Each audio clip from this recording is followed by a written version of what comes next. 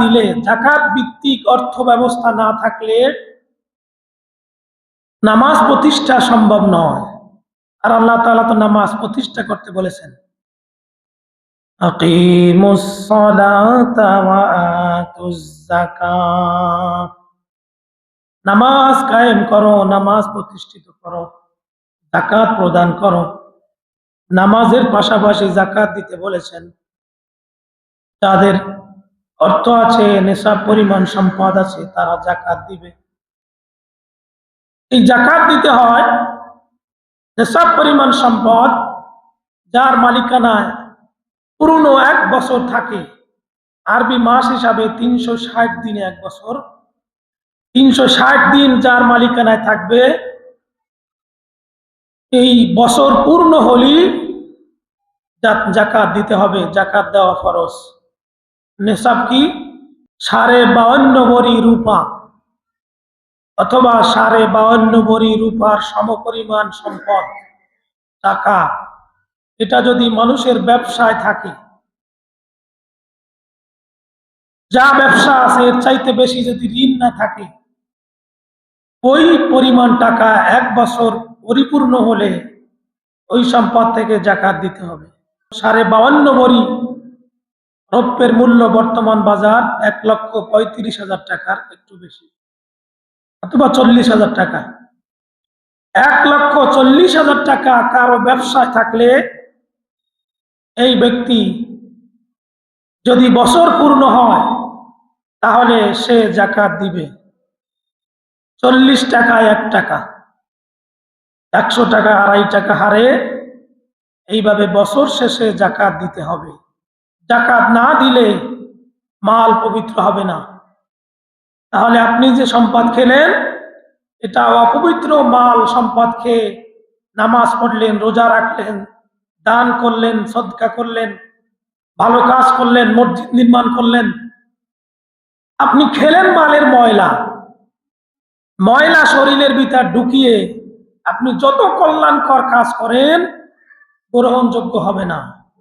আর স্বর্ণের হিসাবে হলো 7.5 ভরি স্বর্ণ কারো মালিকানায় 1 বছর থাকলে, অথবা 7.5 ভরি স্বর্ণের সমপরিমাণ মূল্য কারো ব্যবসায় থাকলে, ওই ব্যক্তি শতকরা 2.5 টাকা হারে 40 টাকায় 1 টাকা যাকাত দিবে।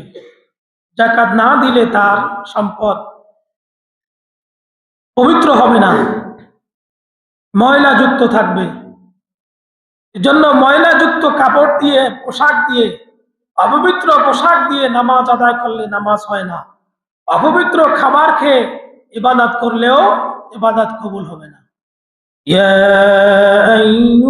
আইয়ুহাল্লাযীনা আমানু ইন্না কাসীরাম মিনাল আহবার ওয়ার রুহবানি লা ইয়াকুলুনা আমওয়ালান নাসি বিল বাতিলি ওয়া ইয়াসুদ্দুনা আন সাবিলিল্লাহ। হে ঈমানদারগণ, ইন্না কাসীরাম মিনাল আহবার, ইহুদি খ্রিস্টানদের মধ্যে অনেক আলেম অন্যায়ভাবে মানুষের সম্পদ ভক্ষণ করত। ওয়া ইয়াসুদ্দুনা আন সাবিলিল্লাহ, এবং আল্লাহর পথ থেকে মানুষকে ফিরিয়ে রাখত। ওয়াল্লাযীনা ইয়াকনিজুনা আয-যাহাবা ওয়াল ফিদ্দাতা ওয়া লা ইউনফিকুনাহা ফী সাবিলিল্লাহ, যারা স্বর্ণ এবং রূপা জমা করে, ওয়া লা ইউনফিকুনাহা ফী সাবিলিল্লাহ, এবং আল্লাহর পথে ব্যয় করে না, যাকাত দেয় না, ফাবাশশিরহুম বিআযাবিন আলীম, আল্লাহ তাআলা বলেছেন তাদেরকে কঠিন শাস্তির সুসংবাদ দাও।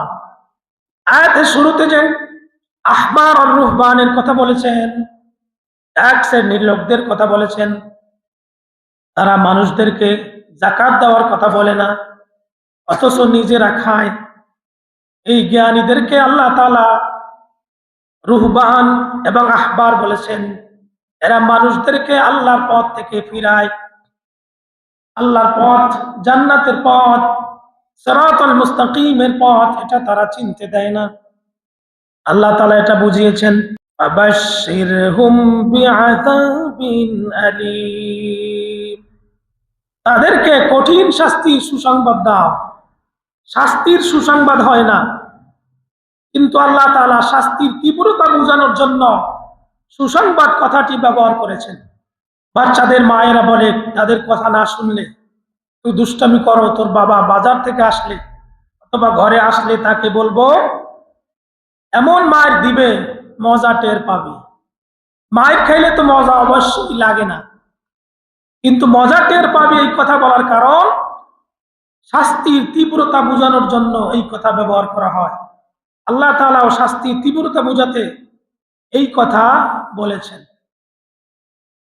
কোরআনুল কারীম অন্যত্র আল্লাহ তাআলা বলেছেন, ওয়াইলুল লিল মুশরিকিন, ধ্বংস মুশরিকদের জন্য, আল্লাযীনা লা ইউতুনাজ যাকাতা ওয়া হুম বিল আখিরাতি হুম কাফিরুন, যারা যাকাত দেয় না, যাকাত দিতে অস্বীকার করে, ওয়া হুম বিল আখিরাহ, এবং আখিরাত থেকে ফিরে থাকে, কাফিরুন, যারা যাকাত দেয় না এবং আখিরাত থেকে নিজেদেরকে ফিরিয়ে রাখে,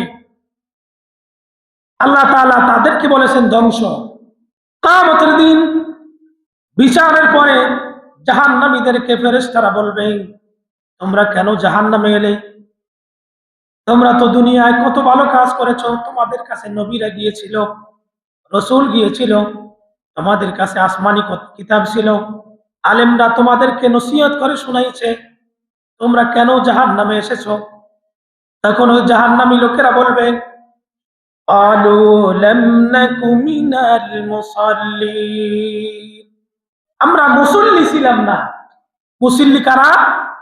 যারা ইমামের পিছনে নামাজ আদায় করে, এরা মুসল্লি। এজন্য নামাজ জামাতে আদায় করা ফরজ। ওয়ালাম নাকু নুতঈমুল মিসকিন, এবং আমরা মিসকিনদেরকে খাবার দিতাম না। তাহলে যারা মিসকিনদেরকে খাবার দেয় না, তাদের সাধ্য থাকার পরেও তারা জাহান্নামে যাবে।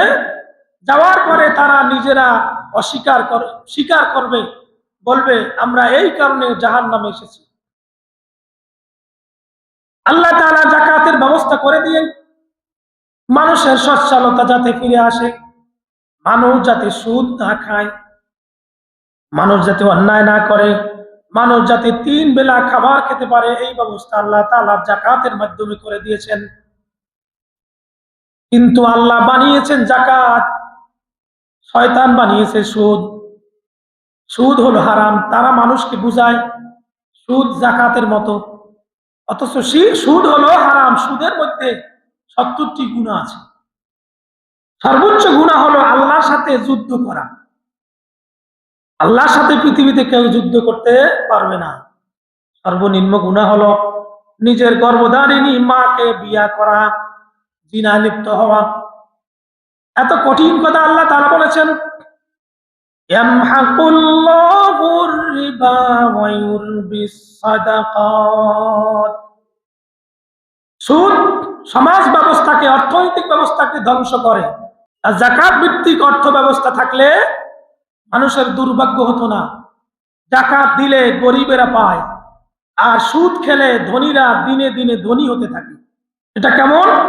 বড় বড় কোম্পানিরা যে ব্যবসা করে, এরা বাংলাদেশ ব্যাংক থেকে লোন নেয়, মনে করেন 1 কোটি টাকা নিয়ে এসে একটা কারখানা তৈরি করে।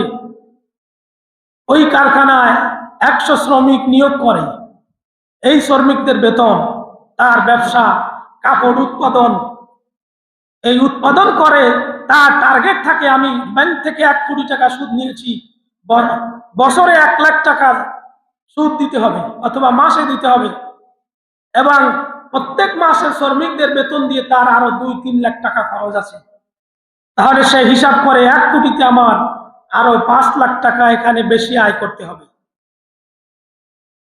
সে এরকম উৎপাদন করে, তার থেকে পাইকারি বড় বড় দোকানদার ওখান থেকে যে কাপড় কিনে নিয়ে যায়, তারা আবার ব্যাংক থেকে লোন নেয়, ওই যিনি কাপড় উৎপাদন করলেন, তিনি কাপড়ের মূল্য উৎপাদন করতে গিয়ে লোন ছিল 1 লক্ষ টাকা, প্রত্যেক মাসে তিনি খরচ দেখান 1 কোটি 5 লাখ টাকা।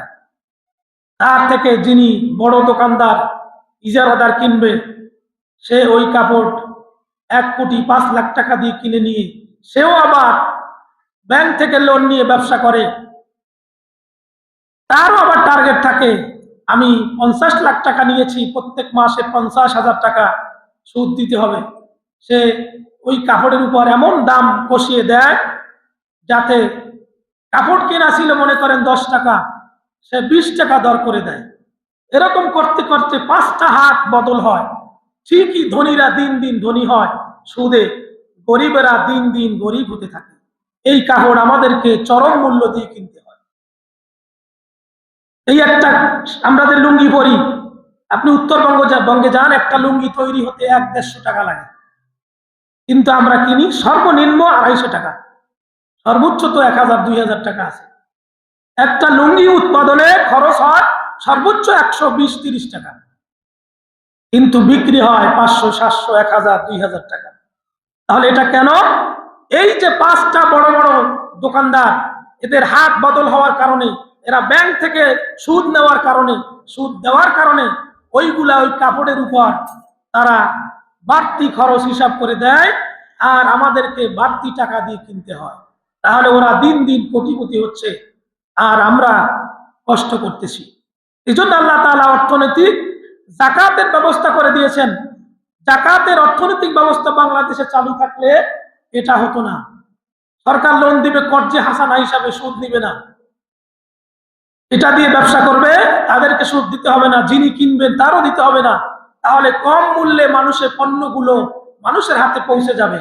আল্লাহ তাআলা এই সিস্টেম চালু করে দিয়েছেন, কিন্তু এই সিস্টেম চালু নেই। ব্রিটিশদের সিস্টেম আমরা ফলো করতেছি, আর নামাজে বলি রব্বানা আতিনা ফিদ দুনিয়া, আমাদেরকে ক্ষমা করো, হাসানাতা ফিল আখিরা, আমাকে কল্যাণ দান করো, পরকালে নাজাত দাও, জান্নাতে যাব। জান্নাতে যাওয়া এত সহজ ব্যাপার নয়। চ্যানেলটি সাবস্ক্রাইব করে আমাদের সঙ্গেই থাকুন।